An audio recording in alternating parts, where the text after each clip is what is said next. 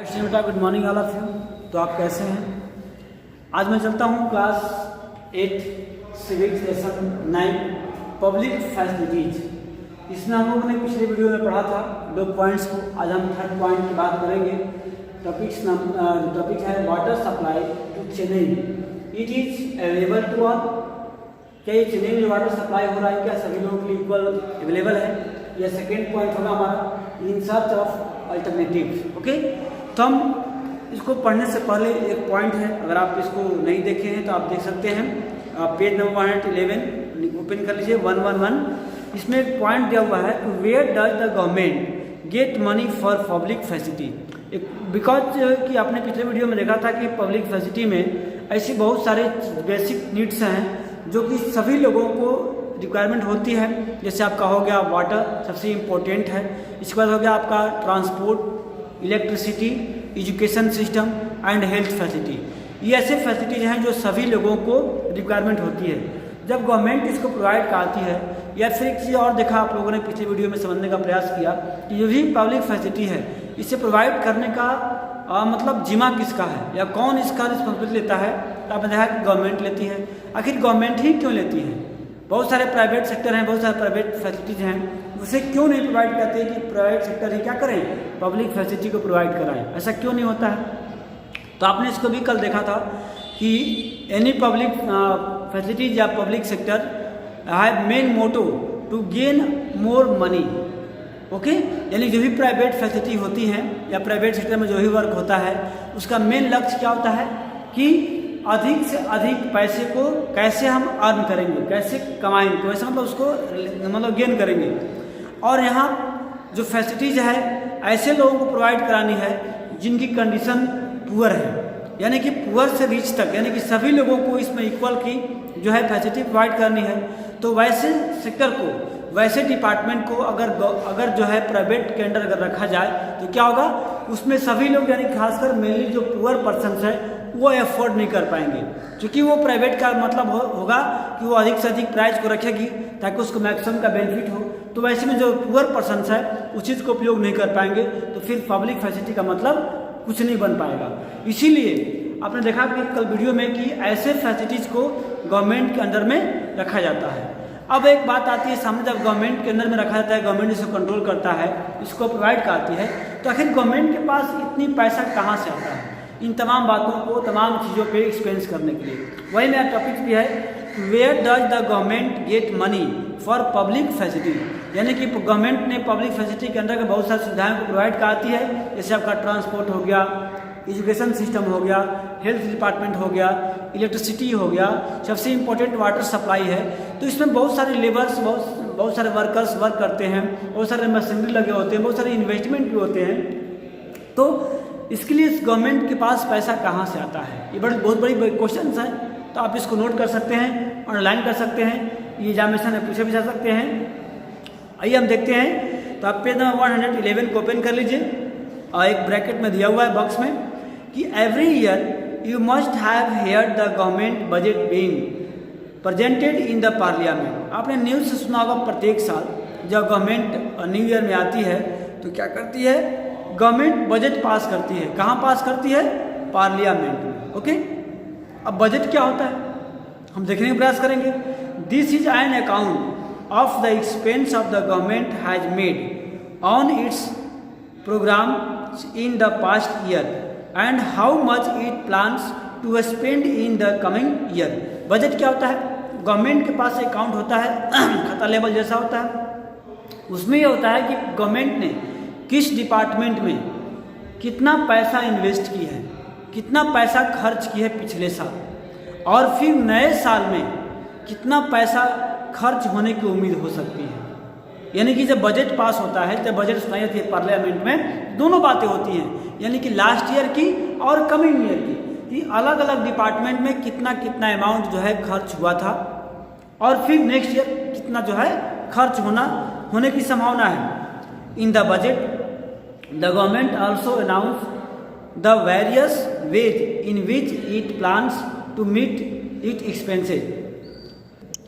और गवर्नमेंट भी अनाउंस करती है, बताती है कि वेरियस वे यानी कई अलग अलग तरीकों से गवर्नमेंट को जो खर्च हुए हैं उसके लिए मनी कहाँ से आएगा, उसकी क्या प्लान है, किस ढंग से इस एक्सपेंस को मतलब लिया जाएगा। The main source of revenue of the government is taxes collected from the people and the government is empowered to collect these tax and use them in such programs। यानी कि जो गवर्नमेंट के पास main source of income है वो क्या है, revenue है, tax है, जो गवर्नमेंट अलग अलग तरीक़ों से कलेक्ट करती है। कुछ टैक्स होते हैं जो कि आपको होते हैं डायरेक्ट टैक्स, और कुछ ऐसे भी टैक्स हैं जो होते हैं इनडायरेक्ट। और डायरेक्ट क्या होता है, डायरेक्ट जिसको हम गवर्नमेंट को डायरेक्ट पे करते हैं, जैसे आपका हो गया service tax, sale tax, income tax.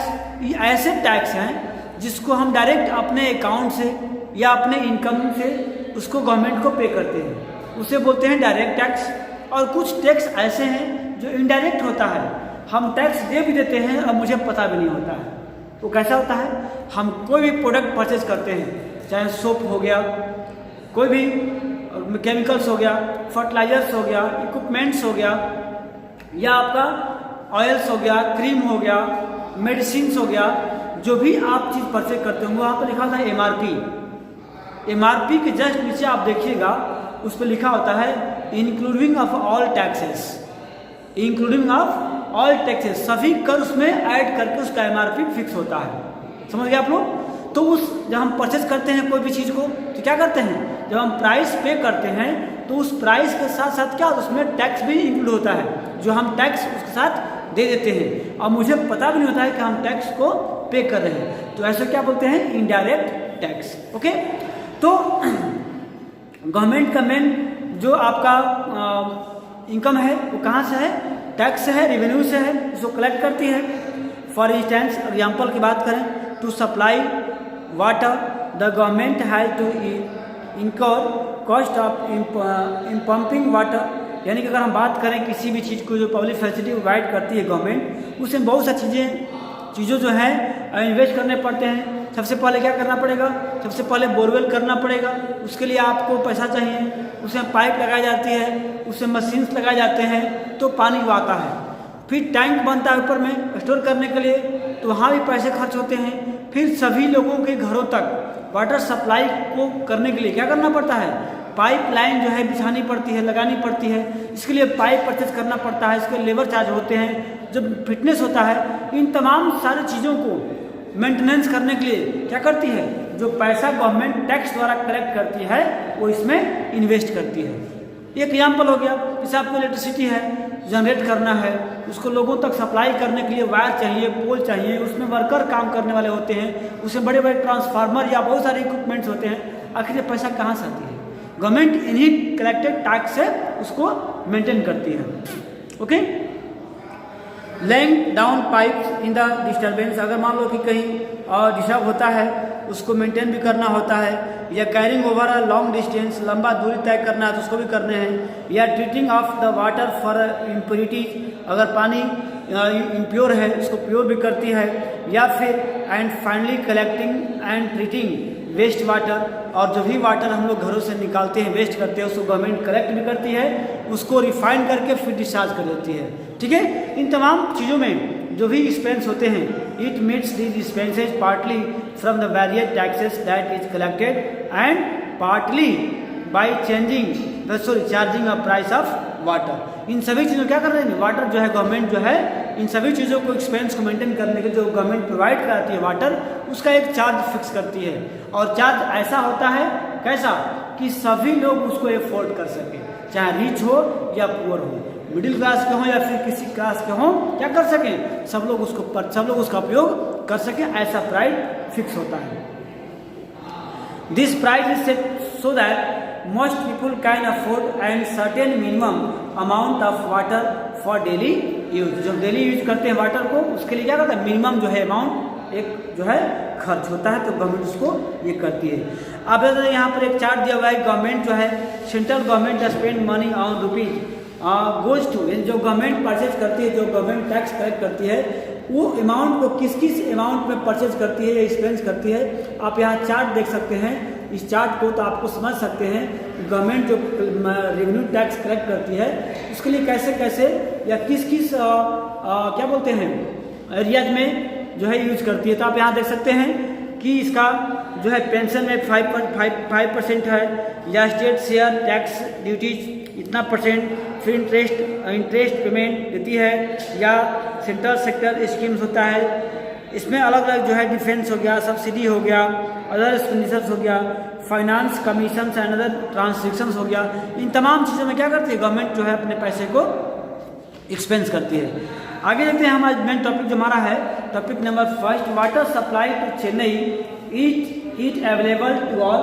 क्या चेन्नई में जो वाटर सप्लाई की हमने स्टार्टिंग फर्स्ट में वीडियो में देखा है, क्या वो सबके लिए अवेलेबल है, और अवेलेबल है तो क्या इक्वल है कि नहीं है, हम इस टॉपिक में देखने का प्रयास करेंगे। आपने देखा भी है, थोड़ा सा हम इसको दोबारा एक बार डिस्कस कर दे रहे हैं। आप देखिए, while there is no doubt that public facilities should be made available to all, यानी कि अब हमें ये डाउट नहीं रह गया है कि जो पब्लिक फैसिलिटी है वो सभी के लिए अवेलेबल होना चाहिए। ओके, चाहे वो रिच हो या पुअर हो, सेक्शन कोई भी हो, चाहे वो बड़े बंगला में रहते हैं या स्लम में रहते हैं या झोंगू झोपड़ी में रहते हैं, सभी लोगों को जो पब्लिक फैसिलिटी है इक्वल जो है प्रोवाइड होनी चाहिए। लेकिन क्या ये वास्तव में रियलिटी में इस चीज़ों को हम देख पाते हैं कि ये हो रहा है कि नहीं? In reality we see that there is a great shortage of such facilities. लेकिन हम वास्तव में देखते हैं कि जिस फैसिलिटीज़ का यानी कि पब्लिक फैसिलिटीज का बहुत ही बड़े मायने में क्या है, शॉर्टेज है, या अनसर्टेन डिस्ट्रीब्यूशन है, कहीं ज़्यादा है तो कहीं कम है तो कहीं बिल्कुल ही नहीं है। In the rest of this chapter, चूँकि हम इस लेसन में हम वाटर के भी बारे में पढ़ेंगे, चूँकि we will read about the provisions of water which is we have seen it is a public facility of great importance, यानी कि पब्लिक फैसिलिटी में जो सबसे इम्पोर्टेंस चीज़ है वो है वाटर। तो हम बाकी की जो लेसन चैप्टर बच गए हैं इस लेटर में, तो हम उसमें क्या देखेंगे, वाटर के बारे में देखेंगे कि वाटर किस तरह से जो है अवेलेबल सबके लिए है कि नहीं है। देखते हैं next paragraph, water supply in Chennai as we saw at the beginning of the chapter it is marked by shortage, यानी कि हमने देखा स्टार्टिंग में कि जो चेन्नई में वाटर सप्लाई हो रहा है वो बिल्कुल नहीं क्या है, पर्याप्त नहीं, अवेलेबल नहीं है, सुटेबल नहीं है, यानी क्या है वो शॉर्टेज है। Municipal supply meets only about half of needs of the people in the city on an average. अगर हम पूरे शहर के लोगों की बात करें तो देखा जाए तो केवल मतलब बहुत ही शॉर्टेज है। एवरेज की बात करें तो यानी कि मतलब मान लो कि 5% लोगों के पास अवेलेबल है, तो आपको 25% लोगों के पास जो मतलब जितना चाहिए उतना है। लेकिन ऐसे आपको 65% लोग हैं जहां पर क्या है, वाटर सप्लाई की बिल्कुल ही शॉर्टेज है, यानी कि वहां पर रिक्वायरमेंट को फुलफिल लोग नहीं कर पा रहे हैं, तो हम कह सकते हैं शॉर्टेज है। There are areas which get water more regularly than others, यहाँ पर कुछ ऐसे भी एरिया है जो दूसरों की अपेक्षा काफ़ी रेगुलरली वाटर वहाँ पर मिल पाती है। Those areas that are close to the shortage point get more water whereas colonies further away receive less water, यानी कुछ ऐसे भी एरिया हैं जहाँ पर वाटर बहुत शॉर्टेज हो पाती है, नहीं मिल पाता है। वहीं अगर कॉलोनीज की बात करें तो वहाँ पर क्या है, मोर वाटर है, वहाँ पर लोग अपने रिक्वायरमेंट के साथ अपने पशुओं को, अपने गाड़ियों को, अपने गार्डन को वाटरिंग करते हैं। और एक जगह ऐसा भी है कि जहाँ पर लोगों को पीने के लिए पानी भी अवेलेबल नहीं होता है। The burden of shortfall in water supply falls mostly on the poor, और खासकर दिखाता है कि जो वाटर की शॉर्टेज वाली जो समस्या है वो कहाँ होती है, मेनली उस एरिया में होती है जहाँ पुअर पर्सन लिव करते हैं, जहाँ पुअर पर्सन रहते हैं। The middle class when faced with water shortage, जब मिडिल क्लास के लोग हैं जो दे कि वाटर सप्लाई का समस्या है, शॉर्टेज है, तो क्या करते हैं, वो ऐसा एबल है, उनके पास ऐसी पैसे हैं, इनकम है कि अपना खुद का क्या करते हैं, बोरवेल करा लेते हैं, और या फिर मार्केट से टैंक से या बॉटल्ड वाटर को परचेज कर लेते हैं, अपने रिक्वायरमेंट को फुलफिल कर लेते हैं। लेकिन जो पुअर पर्सनस हैं वो कहाँ से कर पाएंगे, क्योंकि उनके लिए उतना पैसा नहीं है कि वो मार्केट से परचेज करें, बॉटल का वाटर ड्रिंक करें, यूज करें, इसलिए वहाँ पर समस्या ज़्यादा होती है जहाँ पर पुअर पर्सन रहते हैं। तो middle class when faced with water shortage are able to cope through a variety of private means such है डिगिंग बोरवेल, कुछ लोग है ना बोरवेल करा लेते हैं, कुछ लोग buying water from the tank से वाटर परचेज कर लेते हैं, या फिर क्या करते हैं वाटर बोतल का या बोतल वाटर का ड्रिंकिंग के लिए यूज कर लेते हैं। Okay, apart from the availability of water, यानी कि वाटर अवेलेबिलिटी होने के साथ साथ access to safe drinking water is also available to some and this depend on what one can afford. यानी कि वाटर तो बहुत सारे हैं, लेकिन देखना है कि पीने के लिए सेफ ड्रिंकिंग वाटर है कि नहीं, यानी जो वाटर जो हम ड्रिंक करते हैं वो बिल्कुल प्योर है कि नहीं, वो सेफ है कि नहीं। Once again wealthy have more choices. हम यहाँ बात करेंगे कि जो वेल्दी लोग हैं, जिनकी इकोनॉमिक कंडीशंस गुड है, उन्हें लिए कोई समस्या नहीं, कभी कोई समस्या नहीं बनती है। अभी आप कोरोना काल में देख सकते हैं कि जैसे बहुत लोग सफ़र किए हैं, लेकिन सबसे ज़्यादा कौन सफ़र किया है, जो पुअर पर्सनस हैं, जो लेबर वर्कर्स हैं, ऐसे लोग को बहुत ज़्यादा समस्याएं हुई हैं इस लॉकडाउन में। अब देखा बहुत लोग खाने के बिना मतलब जो है समस्याएं कितनी हो चुकी हैं, लेकिन जो रिच पर्सन है, जो वेल्दी लोग हैं, उन्हें क्या समस्या आएगी। अगर पूरा कंटिन्यू 1 या 2 ईयर्स भी ऐसी कंडीशन रहे तो ऐसे लोगों को कोई समस्या नहीं आएंगी जिनकी इकोनॉमिक कंडीशन ज़्यादा बेटर होगी। तो समस्या जब आती है तो कहाँ से स्टार्ट होती है, पुअर पर्सन से, पुअर फैमिली से होती है।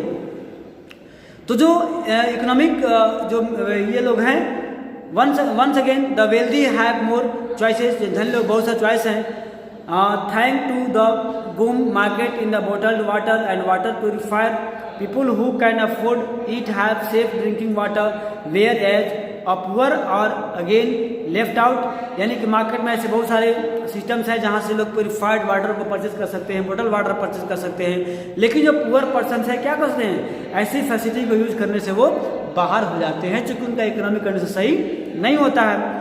In reality, therefore, it seems that it is only people with money who have to write a water for a cry from the goal of universal access to sufficient and safe water। इसका मतलब होता है कि right to water का मतलब है कि सभी लोगों को ना सेफ वाटर और सफिशिएंट अमाउंट में पहुंचना चाहिए।